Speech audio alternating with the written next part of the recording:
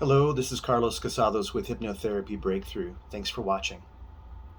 Today I'm going to talk about forgiveness.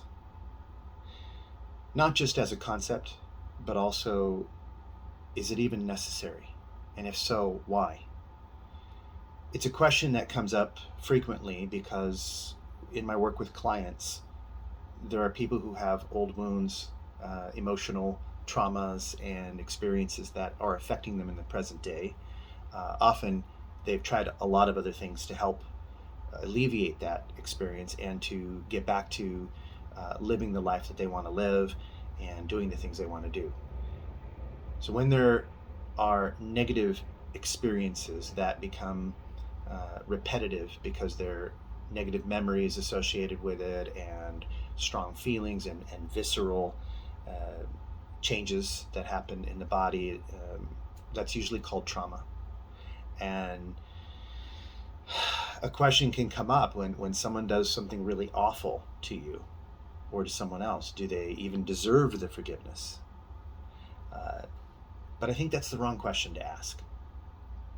At least it doesn't answer the initial question of, is it necessary and why? Whether or not someone deserves your forgiveness or not, you deserve to experience being free of whatever it is that happened. So when someone has a negative experience, the very first thing that hits them is, of course, that experience. They have this change in the way they're experiencing the world, and they relive it. There's kind of memories that float up, and you could say that there's kind of like a ghost imprint of that particular thing. Even though that person might be long gone, they may have died, or maybe you're in a completely different country or city, the experiences in your past are re-experienced in your present, as if you are time traveling. There's something that triggers you, and then of course you have this memory, and then suddenly there's a flood of neurological experiences, feelings, emotions, changes to your heart rate, your blood pressure, many things change chemically. That gets in the way of you experiencing the world with freshness and curiosity and openness and behavioral and emotional flexibility. Instead, you get locked into, or seemingly locked into, a pattern of behavior that's based upon the past. I don't know about you, but I've experienced being triggered by something with a new person that reminded me of something from a previous person that I related with. And for a moment, or for several moments, or prolonged several moments, I'm experiencing that new person the way I would experience the old person. We have to be really careful about things like that, because then on the one hand, we might be detecting a pattern that protects us, so it would be good to recognize that there's the same thing going on. On the other hand, we have to recognize that maybe we're projecting something that isn't actually the case. In other words, they may be doing something that's triggering that old feeling, but it doesn't actually mean the same thing. And the meaning making is a lot of what dictates the way we experience the world. So if someone uses a particular tone that's similar to the tone that you heard when this other thing happened, or someone happens to be wearing the same perfume or cologne, and it triggers that same memory. There could be a variety of things. They touch a certain part of your physical body, and you get a memory coming back. Your reaction might not be completely appropriate to the new circumstance, but we have to realize that there are a lot of layers going on there. One layer is that there's this new transaction with a person, and that new transaction deserves to be treated as a new transaction. On the other hand, we have a history. We need to incorporate what we've learned about the past, and if we're getting associations happening in our brain and our nervous system and our body, that is important information, but it doesn't have to run the show. It's completely understandable that we would get triggered from time to time. It's probably unrealistic to think that we're not going to get triggered ever again. We're human beings, and we have a nervous system that is adaptive. Therefore, The experiences that we're having are adaptive in nature. We're adapting to what we've learned and experienced in the past, and it helps us to move forward into the future so that we're more well equipped to handle it. These are called learnings. And at the same time, what happens if you learn a set of lessons that were absolutely applicable in that scenario, but then you're no longer in that scenario? Take, for example, the idea of war, or some of these awful things that are going on in the news right now. We're talking about, mass violence in a school, or in, at a home, or anywhere else. That's going to create a highly memorable negative experience. And for many people going through such a thing, it's a difficult thing to go through, number one, and survive. But then it's an even more difficult thing to thrive after having an experience like that. Sometimes people talk about going from PTSD, post-traumatic stress syndrome, to PTSG, post-traumatic growth. How do you get there? How do you create resilience? How do you become the person who can not expect something bad to happen in a situation where there are some of the same triggers around? And how do you still retain the safety that those triggers created for you? Because obviously, in a war or in a battle situation, you need to be primed for survival. And so you're activating a lot of, base brain kinds of functions that are really necessary for you to be adaptive in that environment and to survive it.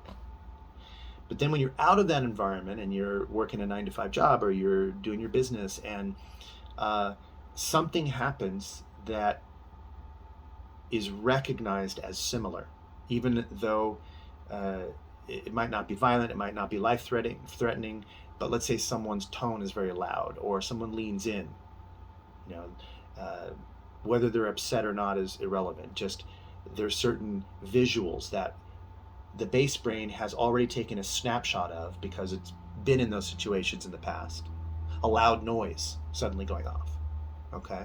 Someone bursting into the room with the door open, right? Just bursting, swinging the door open. Something like that. Or they touch you from behind and on the shoulder suddenly. These are all examples of triggering. Because of your adaptive processes, you've learned at one point that was unsafe and that you needed to defend yourself, fight or flight. And when you get to a point where your rational mind has taught you that you're in a safe place now, but your body mind is still reacting the old way, you might come to the conclusion that there's work to be done, there's healing to be done, there's reframing, there's desensitization maybe that needs to happen, there's other deeper work, and you might do all that kind of stuff and then still feel like you're hanging on to this trauma or this old wound, and it's affecting the way you live. Maybe you even feel like you're not living fully because of it, that you could live. You sense that you could live in spite of it, but you're just not. In my experience, and life is a work in progress, and I'm open to learning more, but at this point in my life, I'm 50 and I've been doing this work for a long time now, decades, and I've come to the place where I understand more about what forgiveness actually means to me. So I'm going to invite you to explore these concepts with me, and I'm going to share with you some ideas that I have and things that I've learned over time. They're things that I've actually helped people with, so they're actionable. They're things that have been tested. But if you have some comments you'd like to share, questions, or even alternate opinions, I'm opening up the floor and wanting your feedback on this. But so far, I think most people have the concept of forgiveness a little wrong. I know that sounds strange, but I think what they think of forgiveness, most people, when I ask, it's a little bit like some kind of statement where they say, I forgive you, or I forgave him or her, and it's all up here. meaning it's a cerebral experience of having decided that they want to forgive that person because maybe they heard it's important to forgive. Maybe it's in line with their religious background that they're supposed to forgive. So they want to be a good Christian or Jew or Muslim or whoever they are. And they want to practice that idea of forgiving. And it's more to do with an identity that they believe they need to be, to fulfill whatever aspects of their religious upbringing and training has taught them. But the reality is that they're still hanging on to the desire for that other person to suffer as a result. And it's not true forgiveness. And even if there isn't the desire for them to suffer, there's a feeling of, I will never be free of this. It is what it is. I have to accept it and move on. Well, what if you don't? What if that is the wrong presupposition? What if you don't need to accept it and move on? What if you could get into the experience and figure out what was causing you to hold on to it and find a new way to let go of it? I'm not going to suggest that this is easy. I am going to suggest that it's relatively simple, though. I'm going to talk about that in a moment. But if the standard concept of forgiveness is sort of like, I forgive you, it kind of puts you in a position of, I'm letting you off the hook. Okay, so I'm kind of canceling your debt to me. That is a kind of an old Greek idea of forgiveness. And we hear that mostly because of the translations of the New Testament into Greek when the biblical teachings came about forgiveness and practicing forgiveness and all that.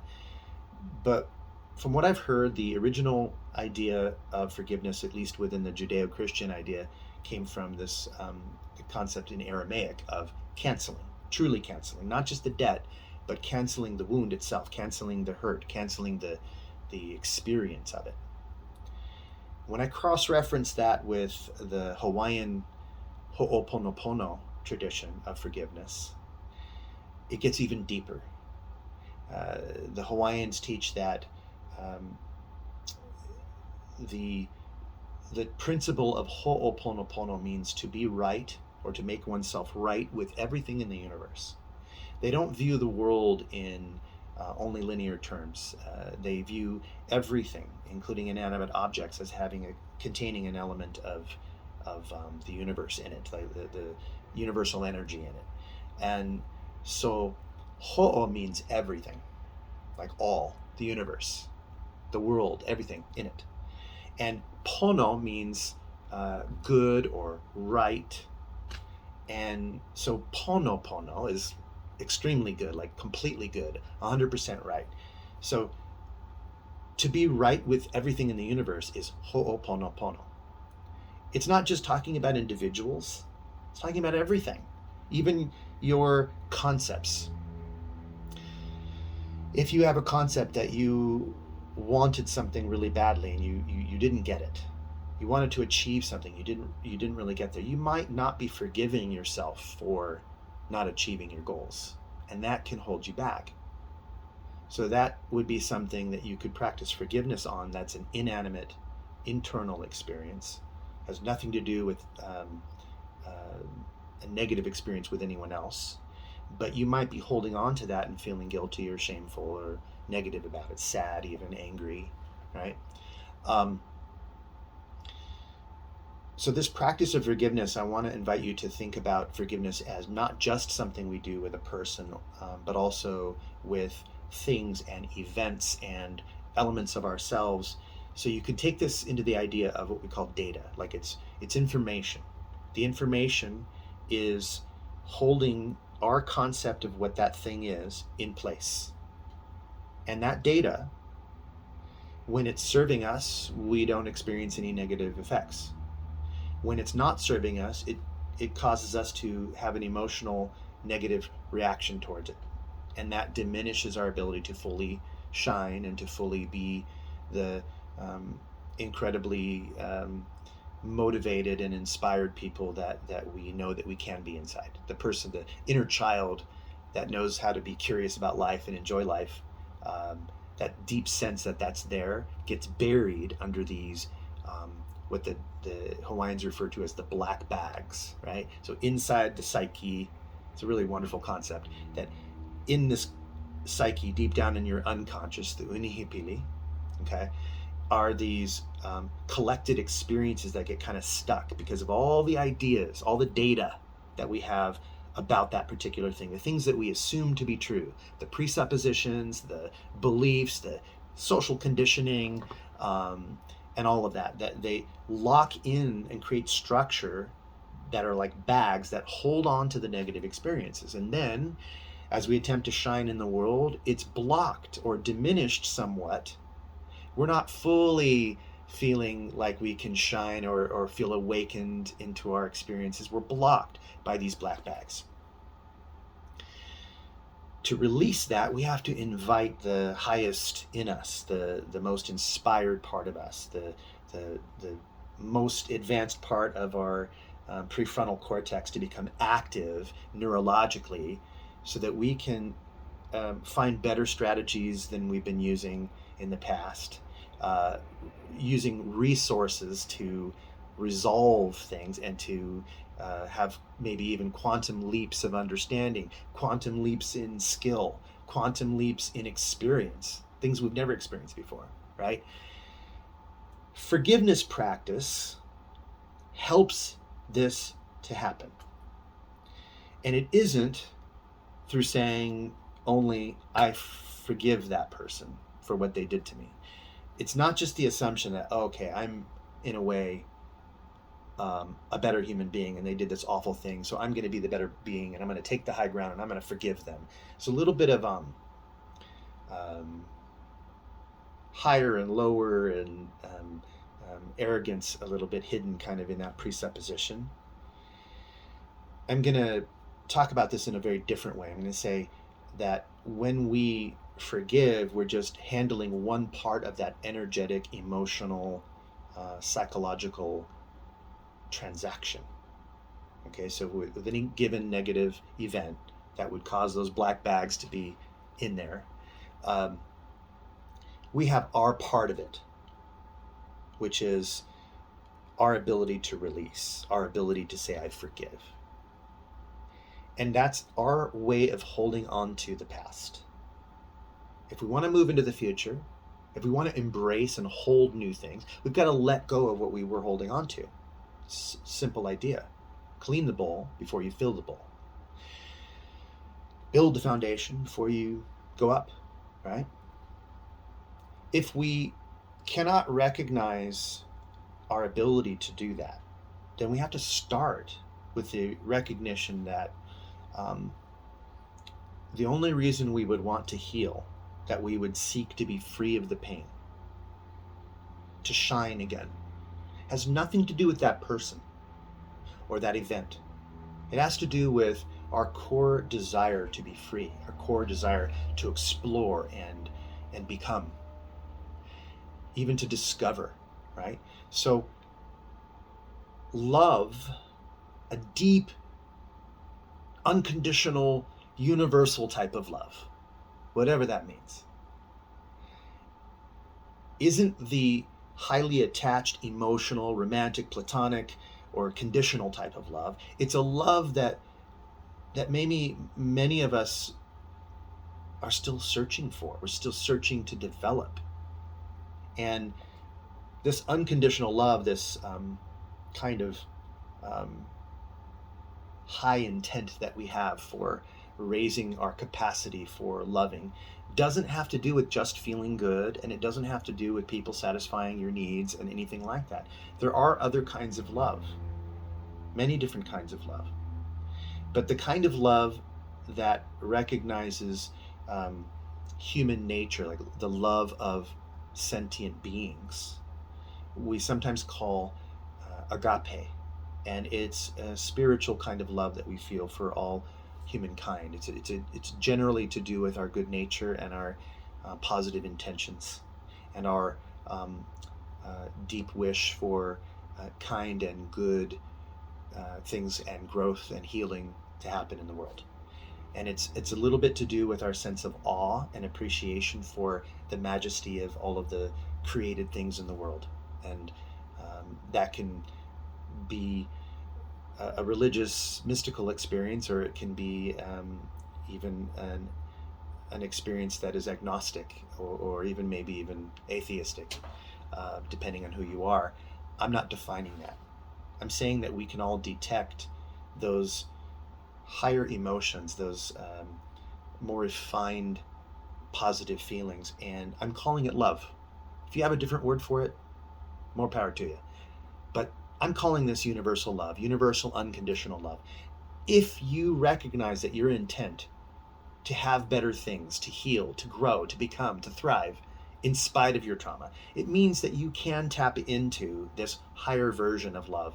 And that is the kind of love that you would feel for all beings. We start to approach the idea of being able to love our enemies, to love even the evils of the world. Not that we like, or that we enjoy, or that we support, or that we agree with, but simply that we recognize that there is a seed somewhere, even underneath the mud and the darkness and the heaviness and the poison, that inside of every being that is born, even in a toxic person, there is something. And that something lives inside of me as well. And I'm thinking of Star Wars in this moment. Luke Skywalker. And as he walked the path of the Jedi, he detected his own rage, his own wounds, his own hurt at being abandoned. And then he saw the monster of Darth Vader, with the mask, very inhuman. When he realized he had reached the power to be able to defeat his father by tapping into his rage and his power, the Emperor loved this, and he incited even more of it. But something inside of Luke Skywalker's consciousness said, no, this is not the true way. This is not the way that matches his conscience. And that conscience said, I believe that my father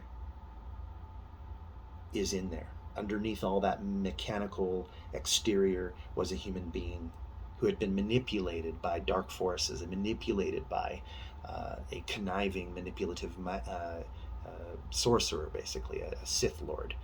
And he did the ultimate sacrifice and appealed to his father through deep compassion. And he saw his father through all of that evil. And it was just enough to awaken in Darth Vader a self-sacrificial space. And he grabbed the Emperor and he destroyed the Emperor as his final act. It didn't make up for all the bad things he did, okay? A person who's committed horrible evils isn't going to make up for it by just suddenly deciding to do good things. But it shows that there is this higher nature inside, if only it could be tapped. Not everyone achieves this, but it's possible. And this means that all of us have this. We can recognize that, at least aim for this. We begin to discover new things. We begin to discover that it's not as simple as, good and evil, right? When we start to look at unconditional loving acceptance and universal love and this higher vibration, we begin to say, I can say I'm sorry to you just as much as I can say I forgive you. There's a polarity there. If I want this to be healed and I perceive that thing as only negative, or that person only as negative, I'm not seeing that there's a whole person there, or in a whole situation that has bound up with my ideas, all the data that's holding it in place. That black bag won't go anywhere because I'm holding it in place. So what affects that is this practice of Ho'oponopono, this forgiveness practice to say, I love you, and I'm loving you. I'm tapped into the power inside of me, and I'm connected to this universal energy of consciousness, and I'm connecting to yours and recognizing yours. Namaste. Please forgive me. What? How can we ask for forgiveness from our perpetrator? Well, because we are holding their consciousness in place inside of our own consciousness. That means there's an element of every experience that you experience which lives in you, in your subjective consciousness. There's a seed of everything that lives inside of you at some level. So if this experience is continuing to be relived, and if I'm holding them in that pattern of they are evil and they have done all this wrong, on some level, I'm holding them in place. And I might begin to explore how I could ask for their forgiveness. I could release this holding pattern. And if it's something where we are angry at them, but they didn't do something horribly evil, we might also realize that maybe we acted in ways that were not positive too. Maybe we argued with them. Maybe we said some things we shouldn't say or did some things we shouldn't have done. And so there's an element of letting go of that by also initially saying, I'm sorry. Please forgive me. Please forgive me for any way in which I have contributed to this, any way in which I've opened myself to being the victim or opened myself to being traumatized by this. And please forgive me for anything that I haven't even detected yet, because I recognize that I'm not all-knowing, and there may be elements and layers to this that are new to me. So I'm open to exploring. So you're stating this as your intent, and you're allowing your mind to begin to explore something that it didn't explore before. If trauma is a form of unprocessed experience, then your brain and your mind consciousness is doing the same thing over and over again with it. When you do something new with it, you're creating new neural pathways. You're inviting the possibility of a quantum leap. And of course, the polarity of this is, I forgive you. Because I don't have to agree with what you did. It can still be a choice that I don't agree with. But if I forgive you, I'm not preventing you from learning the lesson. And this is where shame comes in, because if we still desire for them to suffer, to pay the price, if we still are focused on that, oh God, I want bad things to happen because of it, there's no way you could forgive. So when you say, I forgive you, you've got to dig deep and ask yourself, do I really feel ready to release the need to remotely project that they should suffer for what they did? And this is a heavy thing. This is really, really requires some deep work to get to that point. I'm not suggesting that is an easy process, but this is what you begin to do. Maybe you go layer by layer by layer, starting with the words, feeling into it a little bit, feeling into it a little more, feeling as you feel safe and at the rate and speed that you want to heal. It doesn't have to be all at once. But I'm letting you know what the pattern is so that you can explore it. So, I love you. That's the bottom root, right? I take responsibility for everything in my experience. I love you. I'm connected to this universal love that we are both a part of. We are connected and inseparable. We are all part of each other on some level. Please forgive me for anything that I do perceive that I have done to hold this in place or to contribute to this issue between us, and anything that I have not perceived yet that might be in my unconscious that's still floating up over time. Anything that you saw that I didn't realize caused that. Any triggers I may have triggered in you. And for even being a victim. I'm not blaming the victim. I'm just saying, hey, I've created a dynamic there where now they're the victim, they're the perpetrator as well.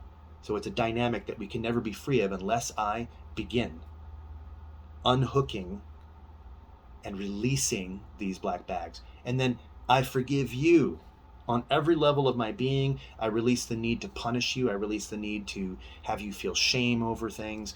I release I release, I release. What does that mean? I'm becoming freer. I'm letting go of something that was a black bag that I was carrying with me, that was troubling me.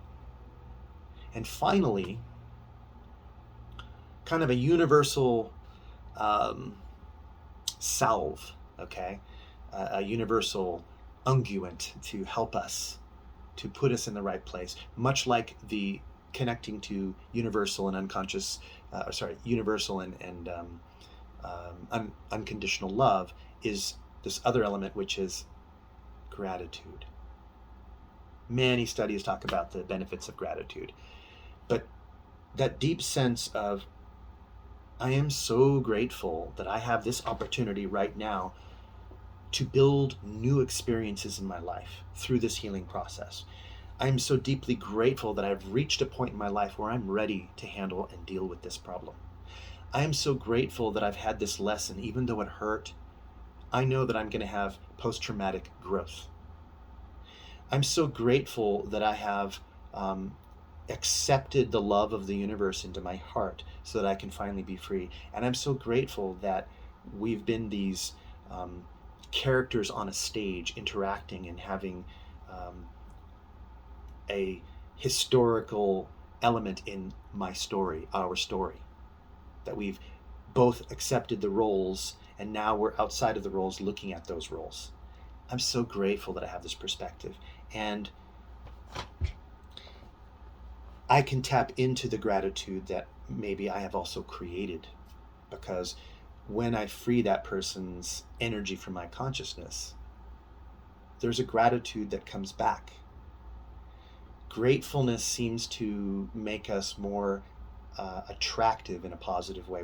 We start to bring an awareness to the things that we do about our day. When we go throughout our day, we start to bring an awareness of opportunity, and this gracious, kind of graceful quality starts to develop when we really dive into gratitude as an energy. So, once again, I love you. Love, universal love. Please forgive me. I forgive you, and thank you, or I am grateful. There's 4 statements. The practice of Ho'oponopono is the repetition of this mantra all throughout your consciousness, on a thought level, on a feeling level, on a visceral level, all day long. Clean, clean, clean. Without the need for focusing in on any specific result other than the releasing of the data, the clearing of the data, the freeing up of your mind to experience things as new. Like a baby or a child that experiences new things and can go about life without a bunch of fixed ideas and concepts, you become fresh.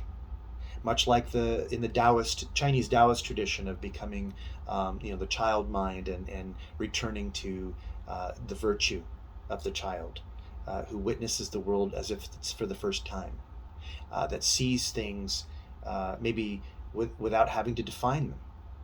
It makes you more open to the magic of your life, the magic of your belief, the magic of your imagination. And it seems like magical things happen when you do this. That's all I'm going to say about that. I don't want to say I can prove any of this to you. All I can say is what's happened in my life and what's happened for people I work with. Magic, in that sense of inexplicably positive and interesting coincidences and synchronicities, start to happen with more frequency, maybe because we are more primed for that when we release those black bags and allow our light to shine. We shine naturally as children. And by the way, this is the root of the movie The Shining, the Kubrick movie. It was a bit of a horror film, right? But it was about the fact that many children have this shine. It's the innocence and their capacity to witness the world in a very different way than most adults do. And then there were malevolent beings that kind of attempted to suppress and to harm, right? But we all know that those exist. We all know there are the kind of folks in the world that behave that way. They kind of prey upon the shiny ones. But we're adults now, and we need to shine even more. The world needs our shine. The world needs us to help other people shine. The world needs you to protect those who are shining, the little ones, okay? The more of a person who shines you become, okay, more of that shining person, the more power you have in the world, the more agency, the more inspiration, the more energy and motivation you have to do what you need to do. So I'm just asking you to explore this, maybe in a new way, in a way that you haven't before, to take the idea of forgiveness into something that maybe you haven't forgiven yet. And consider that maybe that final peace for you, and I mean peace in both ways, okay, two different meanings, will be once you've actually totally and completely forgiven. And maybe when you shine like that, you begin to see some of the magic entering into your life. So is it necessary to have that? I wonder if you could imagine all the ways that that could help you.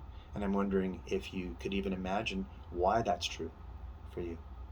Is it something you want in your life? Is it something that you're ready to begin having?